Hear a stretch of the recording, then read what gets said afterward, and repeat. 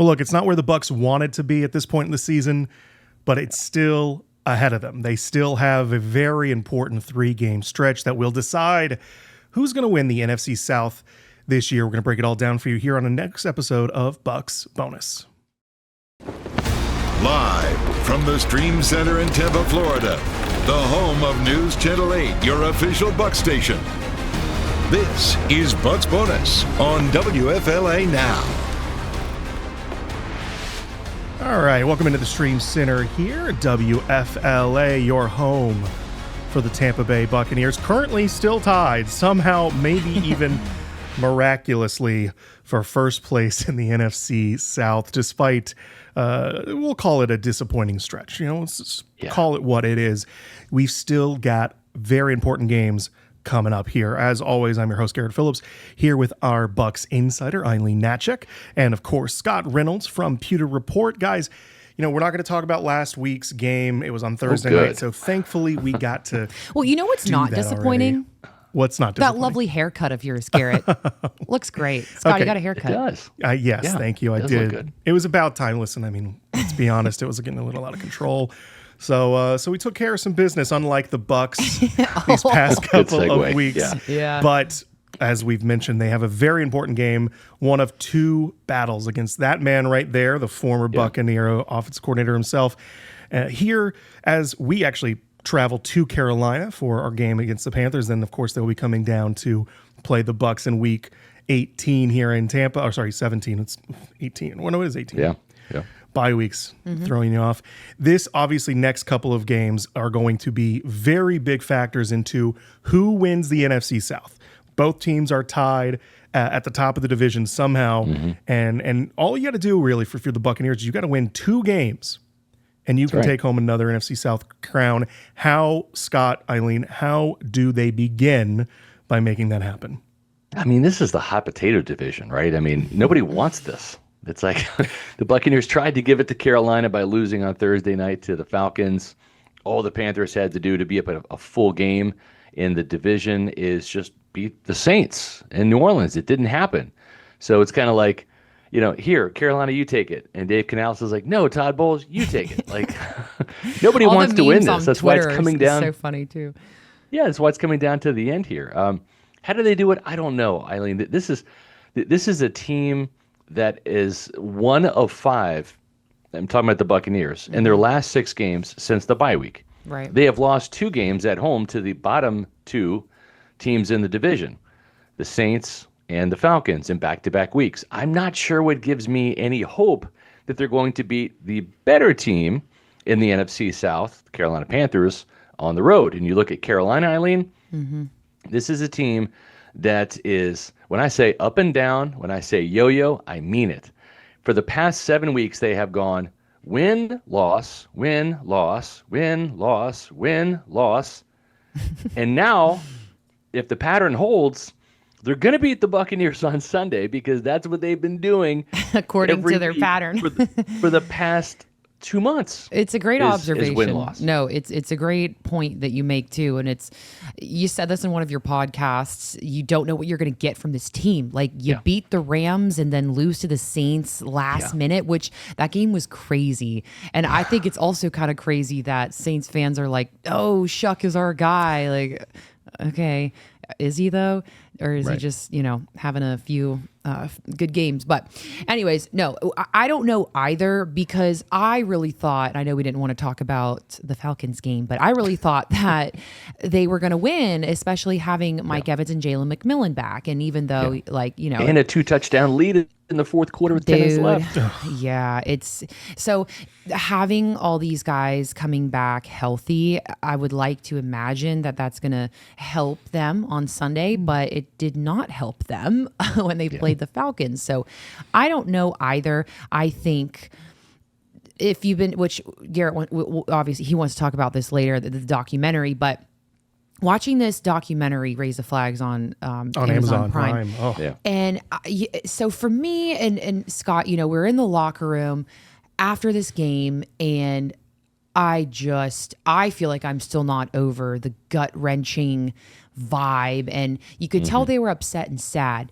But a point that you make in a lot of your podcasts, Scott, there are starters but no stars. And when we're watching this documentary, you're seeing there's one or two particular guys that are just absolutely holding everyone accountable, yelling. There's energy, there's spark, and this team doesn't have it. They don't have it, and that's fine if that's your identity and it works for you, but it's not working, and they need a new identity. And I love that they brought JPP in, right, for hopefully a locker room guy, and have him kind of change some things there. But they need that spark, and I love that Mike Evans tried to do that against the Falcons. I love that he tried, but I mean, you're watching this documentary and you're like, there are some dogs. There are some like angry dudes that want to win, and it just feels like this team right now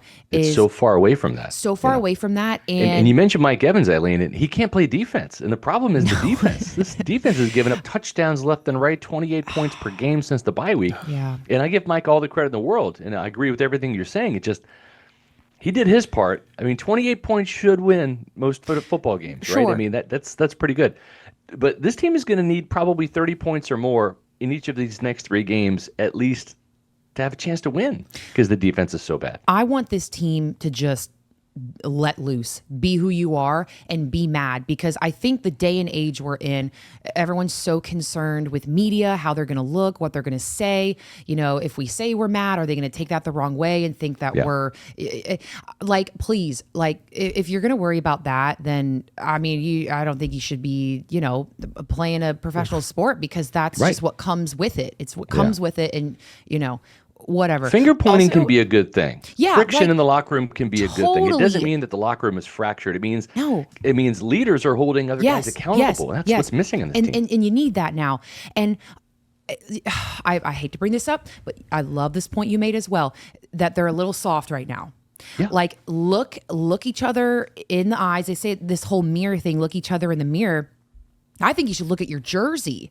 And look at all the guys who have worn that jersey before you. Like, this is the 50th season. You had a chance to this documentary is aired on primetime. They had a primetime game with Thursday Night Football. It just they're embarrassed. They're feeling it, and I love that they're kind of taking accountability. But like, where is the eruption? Where is the Warren Sapp, like, just throwing people against the locker and being like, what's going on? Like, someone needs to do that without, I guess, media around. But I mean, I don't know. It's just bothering me a little bit. 2 things I have to point out here, because listen, Aileen is normally the most optimistic and the most cheerful of the group. True. And I'm going to blame I'm going to blame it on the documentary, the Raise the Flags documentary, because you are fired up, and I kind of like that. No, that documentary, I have chills the entire time, and they're telling these stories. Scott, you played a big part in it, telling these Aileen, stories. also, you appear in the last episode. Get out of here. Hey, let's be real. Which funny story about that? I'll tell you later.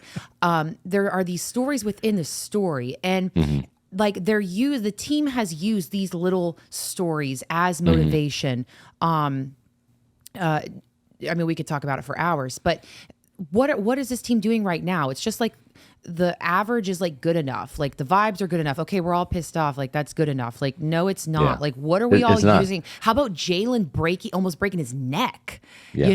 Can we use that? Like, this guy's out here playing for us again. Insane. It's kind of crazy when I'm watching the docuseries, and of course, I mean, I've covered this team for 30 years. So from 1995, when Sapp and Brooks walked in the building, when the Blazers bought the team, I started covering this team. So I kind of lived a lot of those episodes. Yeah. But when I'm watching, guys like Rondé Barber and Warren Sapp and Derek Brooks and John Lynch, those Hall of Famers, talk about the standard and talk about what the level of expectations are, and the mood and the vibe that they created. Was fearsome. It was a fearsome defense that drove this team, and as I'm watching this and reliving this, I'm looking at this present day team, and I'm in the locker room, and I'm watching every single game this team plays.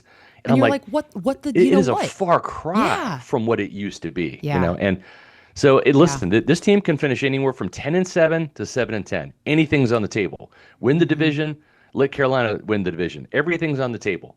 I have no idea how this season's going to play out. There's 3 games left, but there's got to be some real fundamental changes next year. And I'm not necessarily saying fire Todd Bowles, but the problem is this defense needs to be fixed, and that's his area of expertise. He's in charge of it. He calls the plays.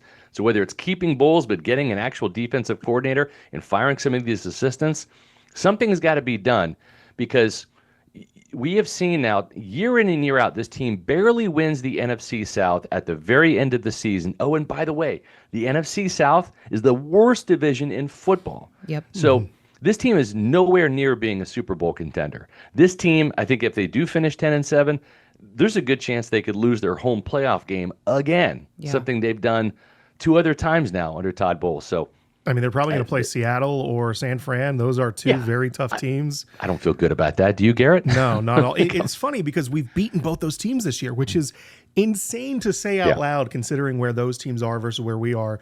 Yeah. But we're 2-0 against them. So you would think, right, at the beginning of the season, if we had told you that and say, hey, you might face them as your wild card game, you're probably feeling pretty good about it. And back then, yeah. But this suddenly this league is a what have you done for me lately league. Right. And the Buccaneers right now are a bad football team. They were a good football team before the bye week, 6-2. Okay. They're a bad football team. Well, right I have a question going off of that. Were they a good football team and now they're bad, or has this been them all along, but now their they were just weaknesses, lucky back then? right, and their weaknesses are being Maybe. exposed, and like, you know, the tape has been watched, the weaknesses are exposed, like the injuries have happened, like, or was this just like, you know what I mean? Yeah, and you know, there's some truth to that. I will say the team is probably healthier now than it even was at the beginning of the season. I mean, there's been some exchanges, right? Like Kalijah Kancey is out. He's been out since week 2.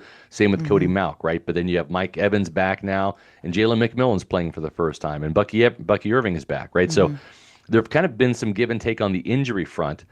But, you know, right now, I like where this team is offensively, but I just don't have any confidence in this defense to rush the passer and get the sacks necessary to stop quarterbacks, to play red zone defense, and to hold teams to field goals rather than score touchdowns.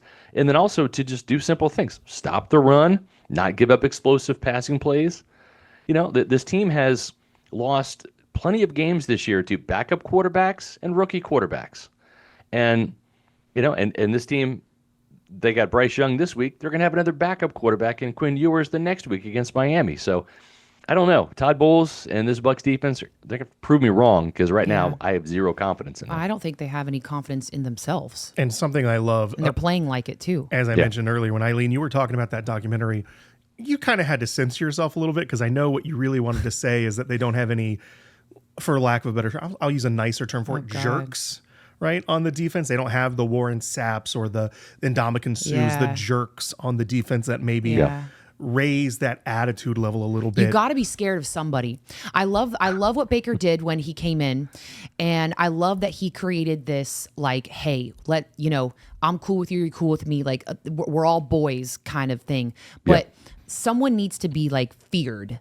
Yeah. Right? Like someone needs to, or at least have the ability to be feared and bring it that used out to be, now. You're right. It used to be Hardy Nickerson and Warren Sapp back in the day, in the Dungy and the early Gruden era. And then during the latest Super Bowl run, it was Jason Pierre-Paul and it was Ndamukong Suh, two players that had no business getting in somebody's face, telling it like it was, and holding them accountable, right? And that's probably a big reason why they brought JPP back too, to kind of just say, this is what it's supposed to look like. And JPP is going to come in here off the streets, and he's going to hold people accountable because he has the credibility that comes with a Super Bowl ring. It's just a team dynamic. Like whether you're talking about, an NFL team or, I don't know, high school. Like there's got to be somebody on the team where, I don't know. I mean, I'm thinking back to the playing days, and I'm like, oh my gosh, eye roll. Like, here she goes again, like, telling everybody to make sure we're here. And like, and I'm like, now you're like,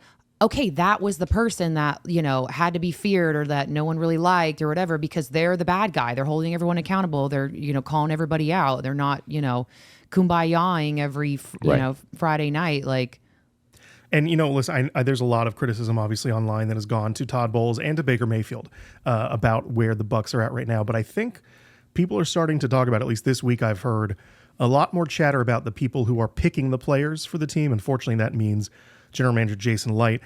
We're going to talk a little bit more about, well, really those three men and who really has the bigger, I don't want to call it responsibility for this situation, but really who is responsible for where the Bucs are at. We're going to talk about more when we come back for Bucs Bonus.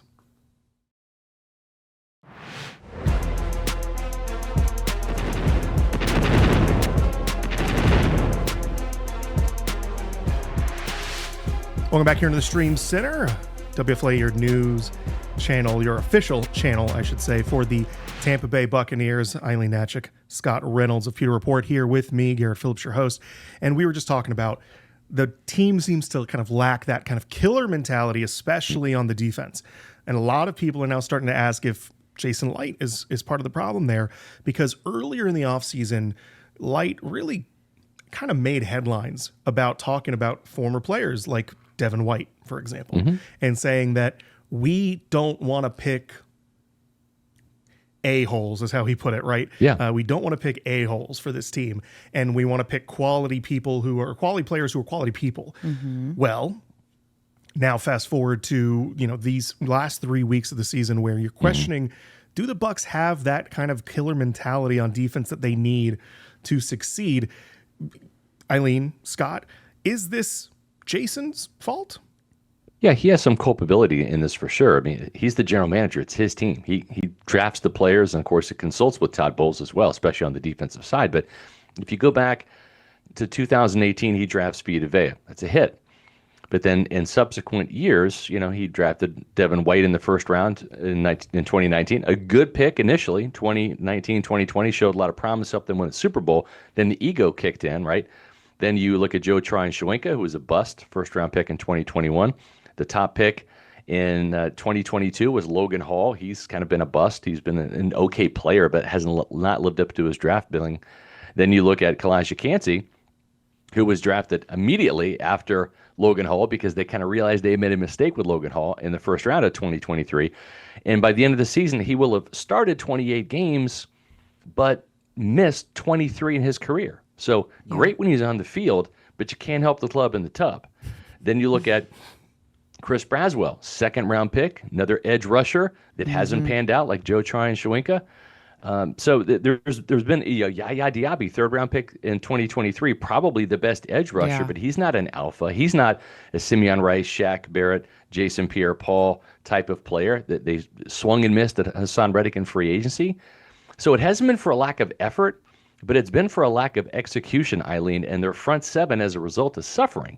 They can't get to the quarterback. The players that have been picked have not panned out. At the same time, I don't have a ton of coaching or a ton of trust in this coaching staff to properly develop the players. So it's never one person. It's never one thing in team football. But it's a collaboration, and Jason's fingerprints are all over this. I will say this about Jason. He knows what it's supposed to look like. He traded for Jason Pierre-Paul. He signed Ndamukong Suh and cut Gerald McCoy, that swap at defensive tackle. He drafted Vita Vea. He signed Shaq Barrett. So he knows what that defensive front should look like. That's why I trust him to kind of get back on track after a hard reset of realizing some of these picks just haven't panned out. Yeah, and like you said, it's hard to put one thing on one person entirely, but a little bit of everything, a little bit of everyone, and it's team sports, so everyone's needs to take accountability here. Yeah, and we're gonna need some better draft picks next year, Jason. Yeah. I mean, look, whether it be draft picks, whether it be free agent signings, I think that Jason and Todd and whoever else is making this decision, they have to take that real long, hard look about the Buccaneer man. And it's such a great part of the documentary when they talk about how Levante David is that guy for them. Yeah. But they need one or two, for lack of better word, dogs in the room who aren't afraid to be like Warren Sapp, aren't afraid to be like Ndamukong Suh and ruffle some feathers, because that's ultimately kind of how you have to bring the attitude. That's a great point, Garrett. And I don't know, using that I am that man template, if this front office was drafting back in 1995 and that criteria was applied, I don't know that Warren Sapp was on their draft board. Oh, I don't think. And then you're missing out on one of the Mount Rushmore Buccaneers, one of the four best Buccaneers of all time, a Hall of Famer. So sometimes you got to expand the scope a little bit. Warren Sapp had a very prickly personality. I think I can say that, right? And he raised the temperature in that locker room. He turned up the heat, and that's what you wanted, because he didn't just do it in the locker room and on the practice field. He did it on Sundays, and that's where it counts. That's where, where you win Super Bowls, when you have that type of accountability and playmaking. And so I'd like to see the Buccaneers, broaden their horizons a little bit and maybe bring in some guys, not necessarily bad characters, guys that are going to wreck the locker room. But Hardy Nickerson was that way too, and he helped turn this franchise around, because he came in and gave a crap back in 1993, and this team was full of guys that didn't back then. It's at the end of the day, those personalities are respected too, because they get it done. Right. At the end of the day, they get it done. That's what it is about. And talking about getting it done, we're going to come back after this break, and when we come back, we're going to answer not a normal question. We normally answer the question of who's going to win the game. Now, Scott and Aileen, I'm going to ask you the big question. Who's winning the South when we come back? Oh, boy.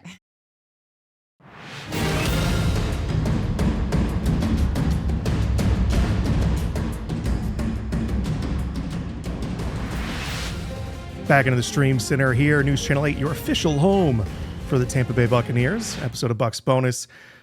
Aileen Hnatiuk, Scott Reynolds. Hard question to ask. I know it's a hard question to ask. You're coming to me first. I can feel it. I'm going to Aileen first, and it's mostly just because you're looking at me, and I had you right. We looked at each other. I was like, "Don't do it." Yeah, these two teams are about to play, the Bucs and Panthers, this Sunday.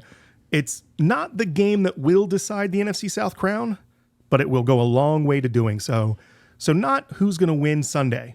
I'm asking you both right now, starting with Aileen, who's taking home the NFC South title at the end of the season? Crickets from Aileen right now. Come on, Aileen, you can do it. Come on, Aileen. I'll just say Bucs, because I don't know. I don't want to. That was not a very. It's hard. It's hard. Not That's an a hard question. Enthusiastic answer. That's a hard question. We're running short on time here. I was just going to say, but go ahead, Scott. Who do you think? I think the ultimate winner of the division will be the team that wins on Sunday. I believe that's going to be the case. Is whoever wins on Sunday will wind up winning this division. And I think the Bucs will win on Sunday. I think it's going to be Carolina. I hope I'm wrong. I hope I'm wrong. All right. Well, hey, I don't have enough evidence during this 1-5 stretch to think otherwise right now. Sure. This team hasn't given me a reason to believe. A little head-to-head here, Aileen versus Scott Reynolds, just like we're going to have the Bucs versus Panthers. Your turn, Garrett. We're not. Well, we'll come get on, to that. We're out of time. Speaking of that, Scott, please let us know what you got going on over at Pewter Report. Yeah, we just had the great Rondé Barber on our Pewter Report podcast. You can check out that episode, plus our Pewter Report podcast all week long on Pewter Report TV, our YouTube channel, and make sure you visit us at pewterreport.com for my columns and analysis and roster moves about the Tampa Bay Buccaneers. As always, Scott, thank you so much for joining us, man. It is an honor and a privilege to be able to talk to Scott Reynolds every week here on Bucs Bonus. For Aileen Hnatiuk, for Garrett Phillips here in the Stream Center, your official home for the Tampa Bay Buccaneers, hopefully the NFC South champions. We're going to find out, and that begins coming up this Sunday against the Panthers. Thank you guys for watching.